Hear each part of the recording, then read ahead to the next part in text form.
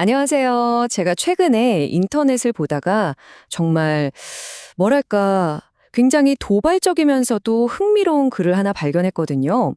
허스틴이라는 블로거가 쓴 글인데 보지를 제2의 얼굴이라고 주장하는 그야말로 파격적인 논리를 펼치고 있어요.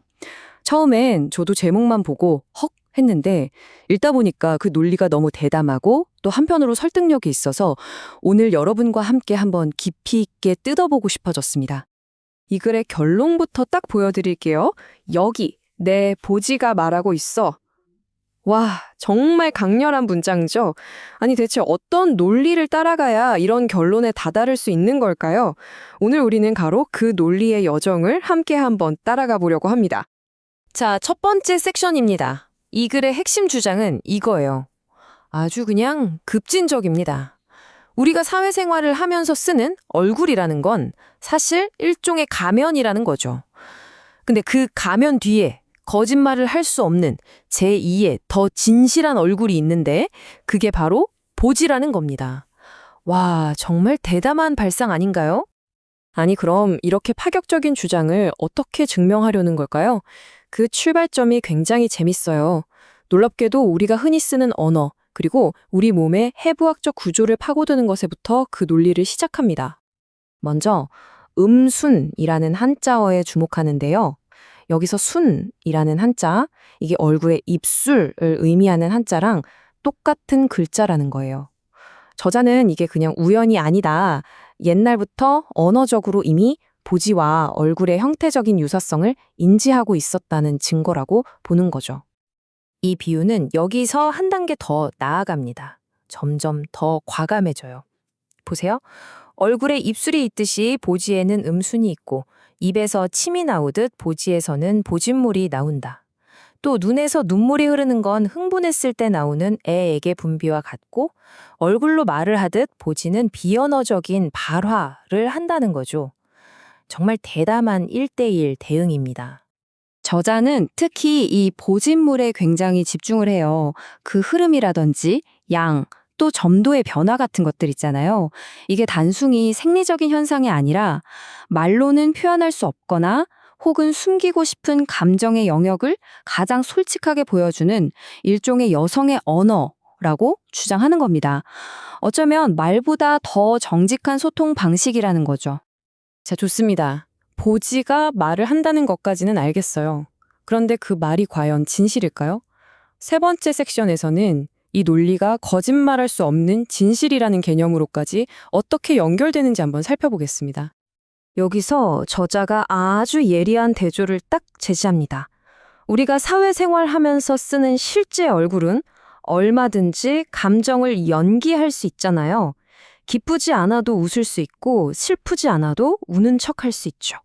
하지만 보지의 반응은 그건 연기가 불가능하다는 겁니다. 예를 들면 바로 이런 것들이죠. 액이 흐르는 정도나 그 양, 또 얼마나 붓고 온도가 변화하는지, 맥박처럼 뛰는 느낌, 그리고 그 체액 점도의 미세한 변화까지. 이런 생리적인 징후들은 우리가 의식적으로 자, 지금부터 이렇게 해야지 하고 조작하기가 거의 불가능하잖아요. 저자는 바로 이것들이야말로 내면의 상태를 가장 진실하게 드러내는 증거라고 말하는 겁니다. 그렇기 때문에 이런 논리적인 결론에 도달하는 거예요. 조작이 거의 불가능하기에 보지는 우리가 연기하는 얼굴보다 더 실제적이고 결국 더 진실한 얼굴이 된다는 것이죠. 어떠세요? 이 논리 꽤나 설득력 있지 않나요? 그런데 이 주장은 여기서 한 단계 더 복잡한 문제에 부딪힙니다. 보지를 주체로 보자는 이 시각이 과연 의도대로 작동할까 하는 어떤 양가적인 상황에 대한 고민이죠. 저자는 스스로에게 아주 날카로운 질문을 던집니다. 자, 보지를 말하는 얼굴로 인정하는 것, 이게 과연 보지를 존엄한 주체로 대우하는 길일까요? 아니면 오히려 더 극단적인 욕망의 대상, 즉 패티시로 전락시키는 것은 아닐까요? 정말 중요한 질문이죠. 그리고 여기서 저자는 이 아이디어가 가진 치명적인 역설을 솔직하게 인정합니다. 저는 이 지점이 정말 멋지다고 생각하는데요. 보지를 주체로 만들려는 시도가 의도하는 정반대로 그것을 초패티시, 그러니까 엄청난 패티시의 대상으로 만들 수 있다는 거예요. 대부분의 사람들은 이 새로운 관점조차 그저 더 자극적인 패티시 대상으로 소비하고 말 거라는 거죠. 그럼 이 딜레마를 어떻게 해결할 수 있을까요? 저자는 이 패티시의 늪을 피하기 위한 해법으로 새로운 미학을 제시하면서 우리의 인식 자체를 근본적으로 바꿔야 한다고 주장합니다.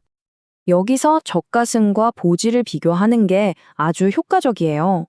생각해보면 젖가슴은 어느 정도 미학적 감상의 대상으로 인정을 받고 또 존중받아 왔잖아요.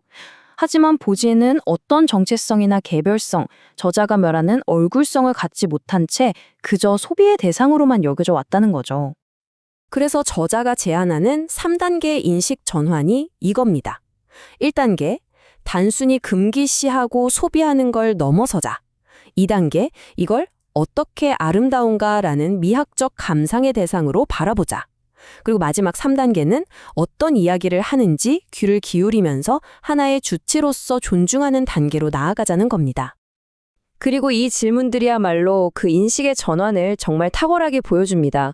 단순히 소비하는 대신에 마치 우리가 예술작품이나 다른 사람의 얼굴 표정을 읽으려고 노력하듯이 보지에게 질문을 던지라고 촉구하는 겁니다. 관점의 완전한 전환이죠.